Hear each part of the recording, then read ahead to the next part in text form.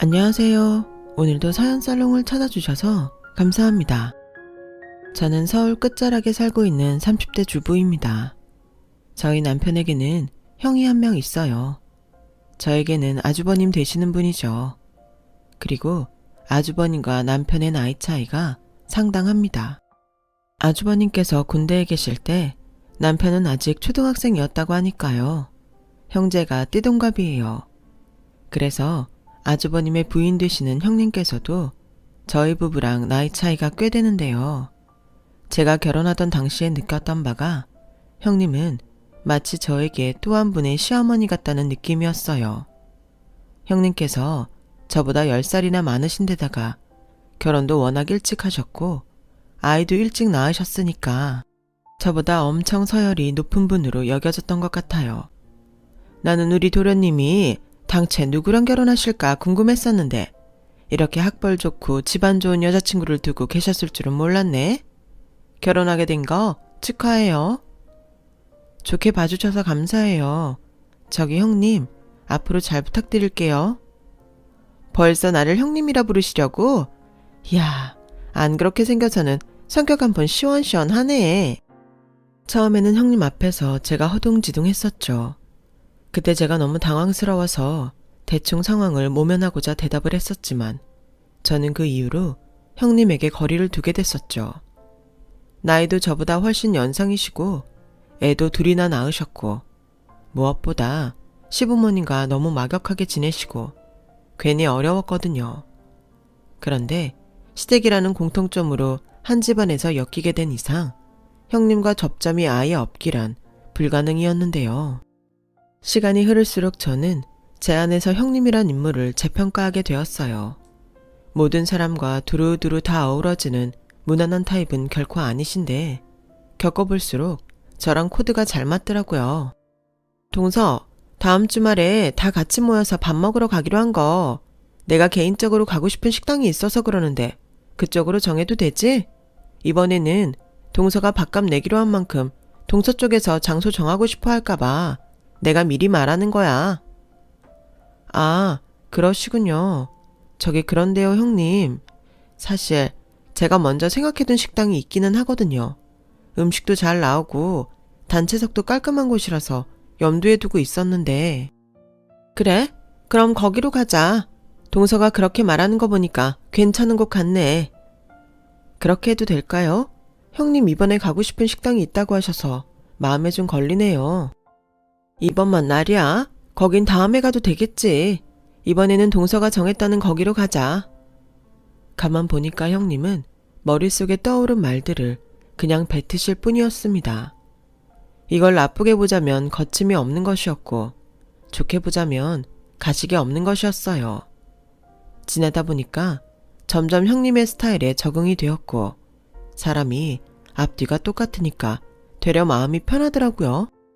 그 외에 남들이 다 성격 별로라고 하는 사람이라도 나랑 잘 맞는 경우가 가끔 있잖아요. 그런 것처럼 형님이랑 저랑 약간은 세대 차이가 나고 공통 부모도 없는데 성향이 잘 맞으니까 겪으면 겪을수록 편하게 느껴졌어요. 특히 시댁 식구들끼리 여행을 두어 차례 가보고 확신했습니다. 첫 인상과는 달리 저랑 형님이 아주 잘 맞다는 것을요. 여행에서 트러블이 없다는 것이야말로 진짜라고 할 수 있거든요. 제가 예민한 지점에서 형님은 부드럽게 받아들이시고 반대로 제가 무덤덤한 영역에서 형님은 신경을 쓰시는데요. 이게 희한하기 실이 서로 상호 보완이 되더라고요. 상성이란 정말 모를 일입니다. 형님은 안 그런 척 하시면서 은근히 저를 챙겨주셨고 제가 신혼 때 임신이 아닌데도 임신이라고 잠깐 착각한 시기가 있어서 이것 때문에 우울했었는데 형님이 저를 많이 위로해 주셨더랬죠. 힘들고 서러울 때 내밀어진 손만큼 든든해 보이는 건 없더라고요. 그래서 저는 결혼 직전부터 가장 큰 결혼 생활의 불안 요소로 꼽았던 형님이 점차 좋아졌고 더욱 가까워지면 좋겠다고 생각을 하게 되었어요. 그래서 아주버님과 형님네가 지방으로 이사를 갑자기 가게 되었을 때 너무 섭섭했었네요.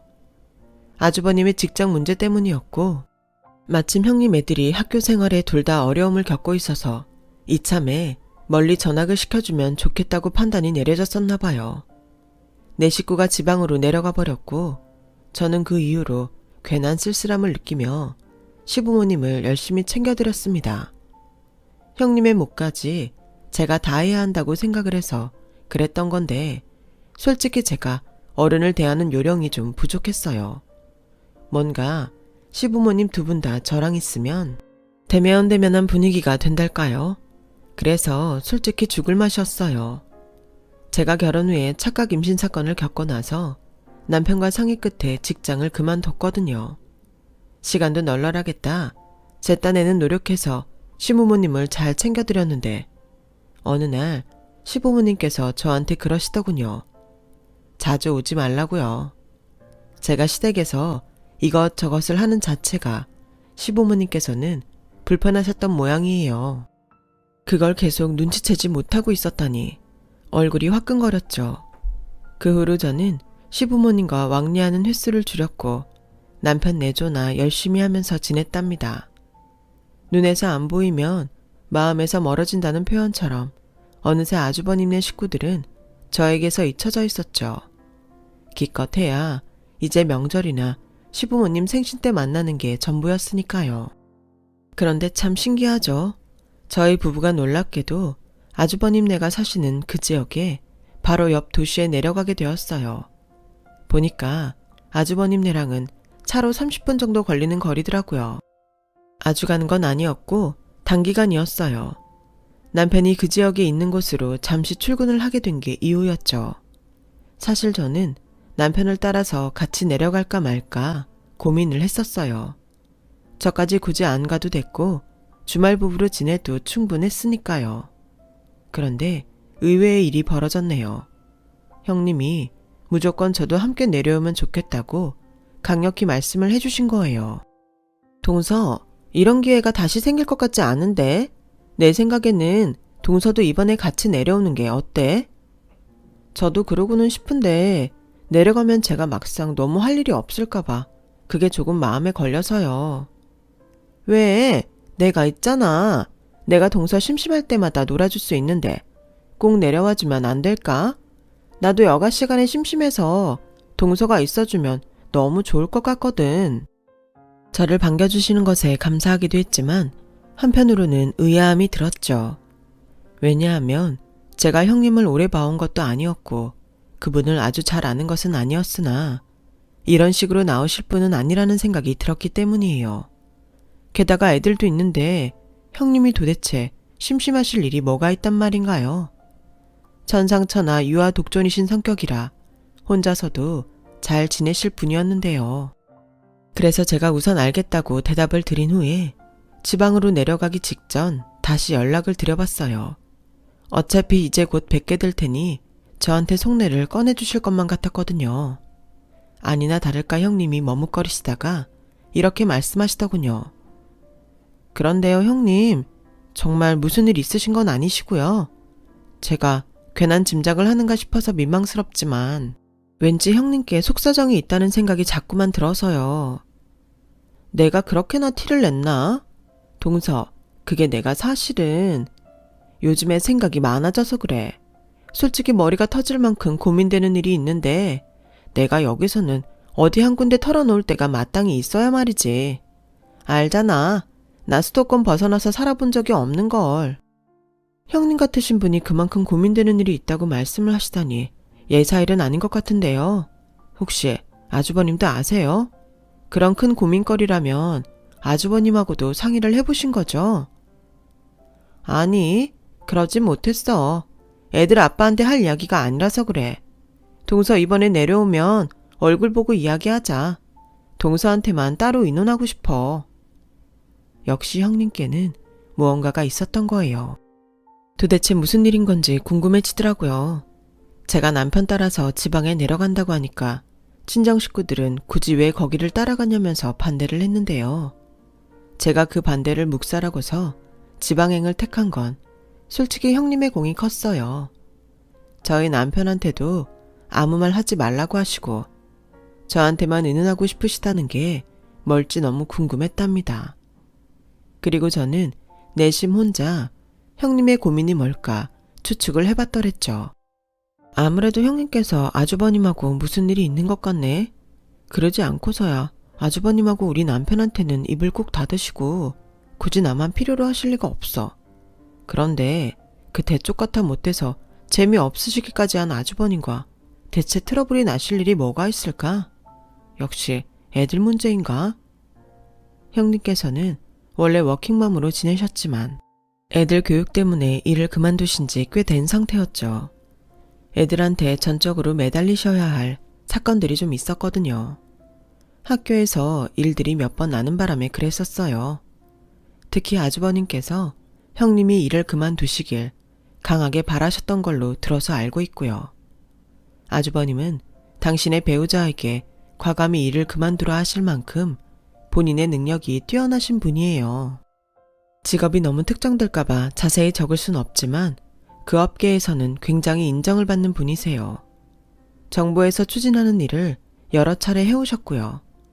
보통 분이 아니시기 때문에 역시나 예사롭지 않은 형님 같으신 분을 배우자로 맞이하신 것 같아요.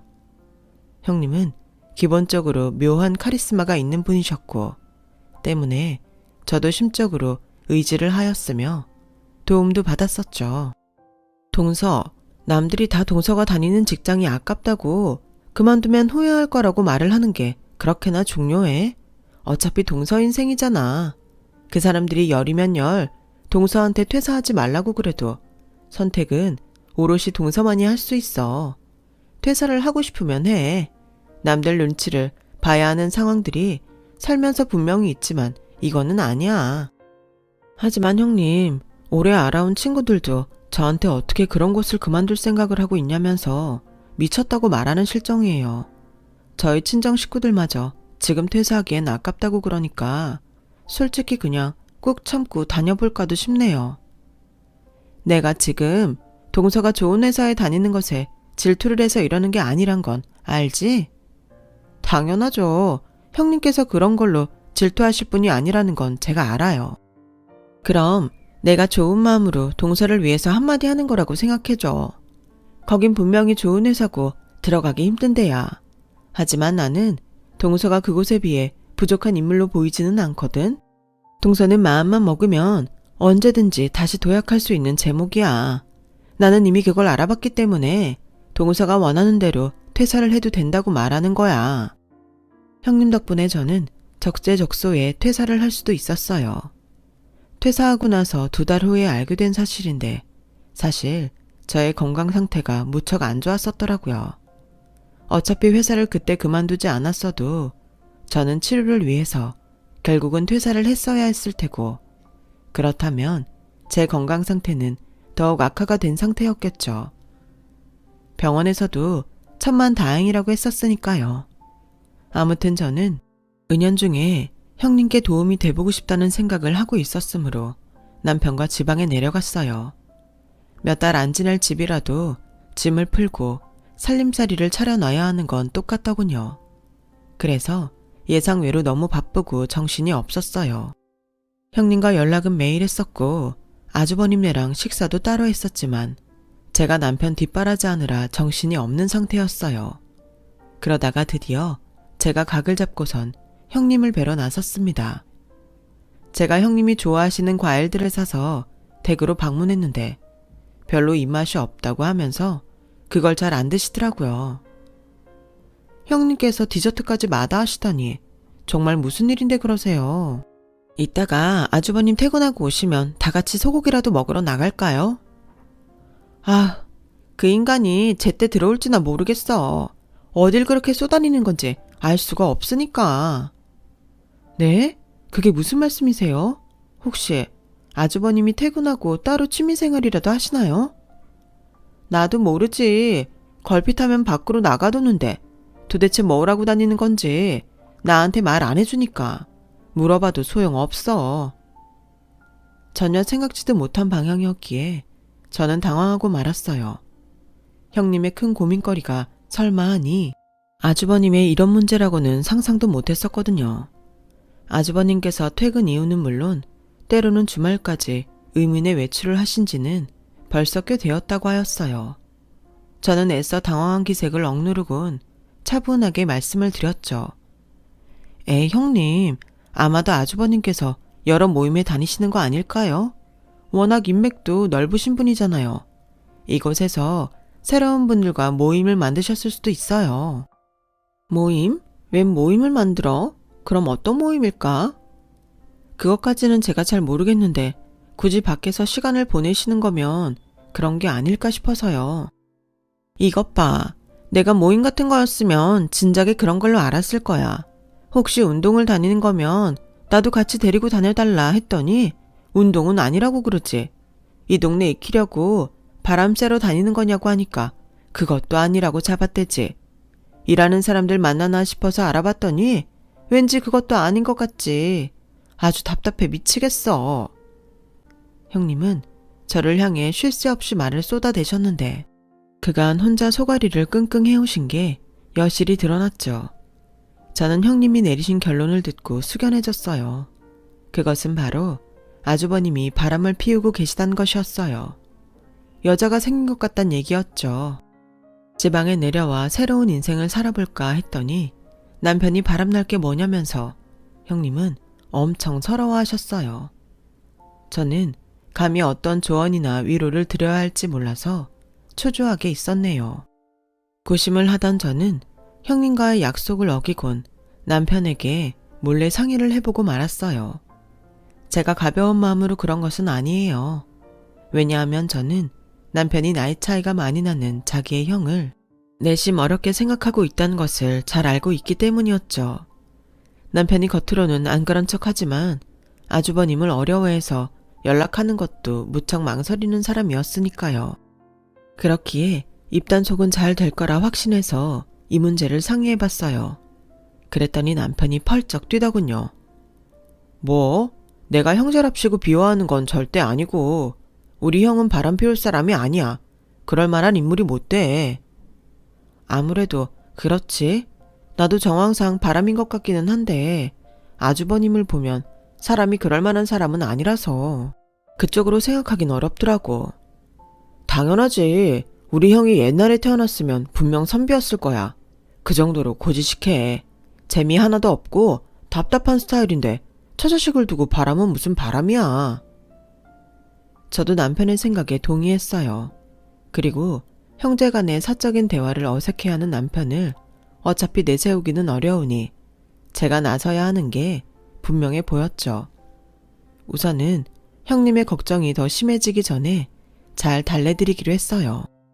남편과 상의한 끝에 제가 내민 카드는 그러실 분이 아니다였어요. 형님이 제 앞에서 의심의 말을 꺼내는 즉시 저 카드를 꺼내서 아주버님을 비호해 드린 겁니다. 바람을 피우실 만한 인물이 못 된다고 말이죠. 그런데 설마 이게 역효과가 날 줄은 몰랐어요. 나는 동서의 생각을 들으면서 오히려 확신을 하게 되었어. 그 인간이 보통 고단수가 아니네. 형님, 그게 무슨 말씀이세요? 저는 아무래도 아주버님께서 바람이 나신 것 같지는 않다고 말씀드린 것 뿐인데. 절대 바람을 피울 사람이 아니라고 자기 주변 인물들을 방심하게 만든 다음에 뒤에서 헛짓거리를 하는 거. 그게 바로 그 인간의 전략이야. 이럴 수가. 형님은 되레 의심에 확신을 더해 가셨어요. 또 고민하던 저는 아예 형님의 뜻대로 맞춰드리기로 해봤죠. 원하시는 게 있으면 저도 돕겠다고 했더니 형님은 아주버님의 휴대폰 위치 추적이나 차량 블랙박스 보는 걸 알고 싶다고 하셨어요. 능력이 따라준다면 미행까지 하고 싶다 하셨죠. 제가 깜짝 놀라긴 했으나 겉으로는 형님을 맞춰드리는 게 우선이어서 적극적으로 동의를 해드렸네요. 그리고 저도 면밀하게 아주버님을 관찰하기 시작했어요. 형님이 아예 없는 의심을 품으신 건 결코 아니었던 게 아주버님께서 정말 아무 시간도 아닌 때에 외출을 하시더군요. 형님의 장단에 맞춰주는 것뿐이지 바람 의견에는 동의하지 않고 있던 저였지만 아주버님의 수상한 외출에 담긴 비밀은 알아내야 할 필요성을 느끼게 되었죠. 그 사이 형님은 더욱 심각해져 있었어요. 동서, TV에 나오는 옷에 카메라 달고 녹음기 붙이고 그런 것들은 어떻게 따라할 수 있어? 내가 잘 몰라서 그러는데 일반 개인도 그런 걸 살 수 있을까? 제가 얼마나 진땀을 뺐는지 몰라요. 이게 다 입을 꾹 다물고 계신 아주버님 때문이란 생각에 저는 이를 치르기로 작정했죠. 아주버님네 지하 주차장 입구에서 기다리고 있다가 아주버님께서 등장하시는 걸 보고 바로 달려갔어요. 아주버님, 이 시간에 대체 어딜 가시는 거예요? 저한테도 좀 알려주세요. 아니, 재수씨가 여긴 어쩐 일로? 놀란 아주버님께서 황급히 차로 향하셨는데 제가 용감하게 따라가서는 그 차에 올라탔어요. 왜 사람 놀래키냐고 아주버님께서 그러셨지만 저는 아랑곳하지 않았죠. 제가 심각한 용건이 있어서 그래요. 계속 어딜 다니시는 건지 정말 말씀해 주실 수 없을까요? 그런 걸 애들 엄마나 재수씨나 왜 그렇게 궁금해하지? 나는 그냥 개인적인 일이 있어서 여기저기 좀 다니고 있을 뿐인데. 아무 말씀도 안 해주시고 숨기시니까 더 궁금해지는 게 사람 마음인걸 어떡하나요? 아주버님께서 그러시면 그러실수록 오해만 쌓일 뿐이에요. 오해라니, 설마 두 사람 나한테 이상한 의심을 품고 있는 건 아니겠지? 왜 아니겠어요. 그러고 싶진 않지만 상황이 그렇게 만드는걸요. 솔직히 말씀드리자면 지금 형님은 아주버님께서 바람을 피우고 있는 건 아닐까 그런 생각을 하고 계세요. 바람? 바람이라니. 그 무슨 말도 안 되는 추측이야. 나는 절대 그런 적 없어. 믿어줘, 재수씨. 애들 엄마가 그런 의심을 할 사람이 아닌데 정말 이상하네. 형님은 자존심 때문에 크게 티를 못 내시는 것뿐이에요. 세상 어느 아내가 자기 남편이 행적을 숨기는데 이상하게 생각 안 하겠어요. 그러니 아주버님께서도 떳떳하시다면 부디 뭘 하고 다니시는 건지 알려주세요. 아주버님께서는 많이 당혹스러우셨는지 귀까지 불그스름해지시더라고요. 저와 남편은 불륜이라고 절대 생각 안 하지만 어디로 자꾸 외출을 하시는지 알아야 도와드릴 수 있다고 솔직하게 말씀드렸죠.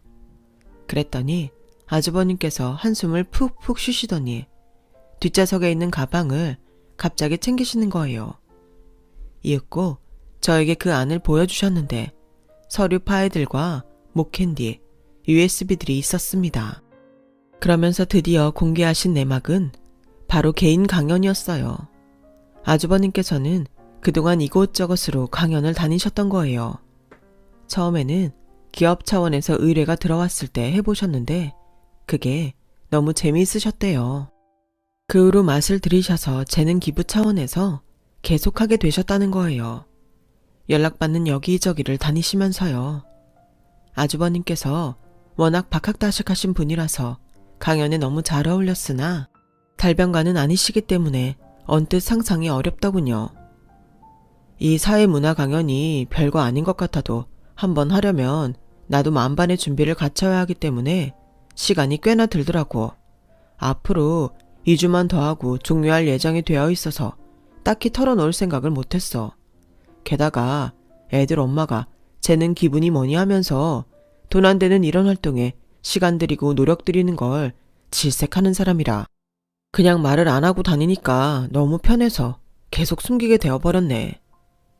설마 바람이라는 오해를 부를 줄은 꿈에도 생각 못하셨다고 해요. 형님의 성격을 생각한다면 아주버님께서도 숨기신 것에도 그럴 만한 이유가 있다는 생각이 들더군요. 애들 문제로도 복잡한데 이곳에 내려와서 무료로 강연을 다닌다니 비효율적인 일이라고 형님께서는 일침을 놓으실 뿐이었고 아주버님은 형님의 말발에 조금도 맞설 수 없는 분이셨으니까요. 제가 형님께 그냥 제멋대로 아주버님의 강연 얘기를 알려드릴까 말까 고민은 했는데 그게 무색하게도 일상은 제가 진실의 창을 펼칠 틈이 없었죠. 이렇게 증거를 잡을 만반의 준비를 하면 뭐해? 워낙 똑똑한 인간이라 능구렁이처럼 빠져나갈 게 너무 걱정이 되네. 거짓말을 해도 내가 속아줘야 하는 상황이 오는 건 아니겠지? 이미 형님의 의심은 극에 달해 있었어요. 보니까 강연이란 진실의 카드를 꺼내 드는 게 안 먹힐 수 있겠더라고요. 그것을 가짜 연막이라고 오해하시면 더욱 큰일이었어요. 그래서 제가 아주버님과 작당을 모의하게 되었죠. 아주버님, 이대로라면 강연을 하거나 말거나 여자가 있을 거라는 형님의 의심을 피하실 수가 없어요. 재수 씨 생각도 그렇지. 내가 너무 먼 강을 건너왔나 봐. 미치겠네. 일이 이렇게 커질 줄이야. 평범하게 알리는 건 안 되고 조금 특별하게 가보는 건 어떠세요? 나도 그러면 좋을 것 같은데 재수 씨한테 무슨 좋은 아이디어라도 있어? 저는 아주버님께 SNS 사진을 보여드리며 이벤트 설명을 드렸습니다. 핵심은 바로 호텔에서 바람 현장을 검거하는 척 하면서 실상은 형님께 이벤트를 열어드리자는 거였죠. 고지식한 아주버님께서는 평생에 이런 비슷한 것도 해본 적이 없다면서 쑥스러워 하셨네요. 하지만 제 의견에 따라주셨어요. 이벤트 당일 호텔방에 형님이 좋아하시는 과일이며 와인을 쫙 준비해놨죠. 그런 다음 미리 약속한 대로 제 차에 형님을 태우고 아주버님의 차를 미행하는 척 따라갔어요. 호텔로 꺾어 들어가는 아주버님의 차를 보고 형님께서 기함을 하셨고요. 저 인간이 미쳤나? 세상에, 이 일을 어떡하냐? 동서, 나 이제 어떡하면 좋아? 형님, 제가 당장에 따라가서 룸이 어딘지 봐둘게요. 형님은 잠깐 계세요. 이따 현장을 덮치자고요. 저는 열심히 바람잡이 역할을 해냈어요. 그리고 몇 분 후 형님을 모시고 해당 룸 앞에 갔답니다. 옆에서 형님이 자꾸 무서운 욕을 중얼거리시는 바람에 제 오금이 다 저렸던 것 같아요. 제발 오늘의 일로 두 분 사이가 원만해지길 빌고 또 빌었더랬죠. 저를 대동한 형님께서 이윽고 해당 룸의 문을 쾅쾅 두드리셨어요. 잠시 뒤에 문이 열렸고요. 바로 고함을 지르시던 형님의 입이 금세 다물렸죠. 왜냐하면 활짝 열린 문 안으로 드러난 광경은 바람의 현장이 아니라 이벤트 공간이었으니까요. 아주버님께서는 정장을 쫙 빼입으신 채로 형님께서 좋아하시는 장미꽃을 들고 서 계셨어요. 뭐야? 지금 이게 다 무슨 상황인 거야? 무슨 상황이긴 당신을 위한 거지. 나 오늘 간만에 위아래로 다 빼입어봤는데 당신이 보기엔 어때? 아주버님은 귀가 다 빨개지신 채로 멋진 멘트를 늘어놓으셨어요. 형님께서 방으로 들어가시면서 저랑 아주버님을 번갈아 쳐다보셨죠. 제가 설명을 드리려고 했는데 아주버님께서 선수를 치셨어요. 내가 이러자고 했어. 이렇게 안 하면 당신이 계속 나를 걱정할까봐 그랬지. 그러니까 재수씨한테는 뭐라고 하지 마. 우리 사이를 재수씨가 많이 걱정해줬어. 그랬던 거였어? 나는 진짜 당신한테 뭐가 있는 줄 알고. 동서한테도 계속 그렇게 말을 했었는데. 뭐야 그럼 당신 바람난 거 아니었어? 진짜 아니야? 바람은 무슨. 나한테는 당신밖에 없어. 내가 얼마나 지루하고 진부한 사람인데 이런 나를 만나줄 여자가 당신 외에 또 있으리라고? 당신처럼 태평양 같은 포용력을 지닌 사람이 아니면 나는 만날 수가 없는 걸. 아주버님께서 얼굴까지 빨개지신 채로 담담하게 말씀하시는 것에 형님의 눈시울이 붉어지는 게 보였어요. 두 분께서 이런저런 대화를 나누시다가 포옹을 하셨죠. 저는 거기까지만 보고 살그머니 걸음을 옮겨서 그곳을 빠져나왔어요. 온전히 두 분의 시간을 보내시게 말이죠. 경과를 궁금해하는 남편에게서 카톡이 와 있길래 제가 답장을 할까 하다가 그냥 전화를 걸었어요. 무슨 일이야 여보? 혹시 무슨 일 있어? 전화를 왜 그렇게 요란스레 받아? 당신이야말로 무슨 일 났나 보네. 아니, 나 일하는 시간에는 절대 전화를 안 하는 사람이 웬일로 전화를 거니까 무슨 큰일 났나 싶어서 그랬지. 특별한 일은 없어. 그냥 당신 목소리 듣고 싶어서 전화한 거야. 형님이랑 아주버님 잘 풀린 것 같거든. 근데 그 모습 보면서 갑자기 나도 당신이 보고 싶어지더라.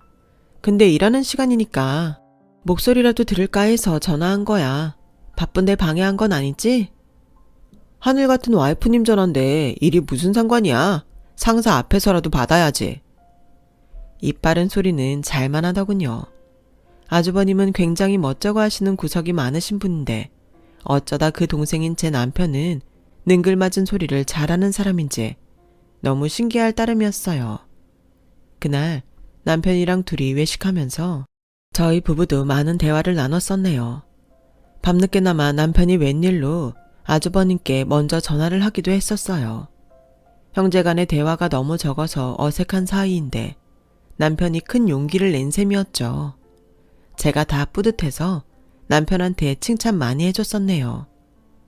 동서, 내가 새로운 환경에서 지내다 보니까 애들 신경 쓰는 것도 그렇고 참 이만저만해서 예민해졌었나 봐. 며칠 지나고 났더니 그간의 내 행동들이 부끄럽게 느껴지네.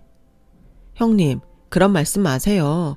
형님 덕분에 저희 다 이번에 더 가까워진 것 같아서 좋은걸요. 형님은 안 그러세요? 사실은 나도 동서랑 더 친해진 것 같아서 좋기는 해. 나 창피한 건 그렇다 치고 이게 한 가족이구나 싶어서 좋은 마음이야. 앞으로 우리 더 잘 지내보자 동서.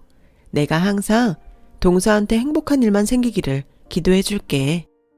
형님의 말씀에 가슴이 찡해졌었어요.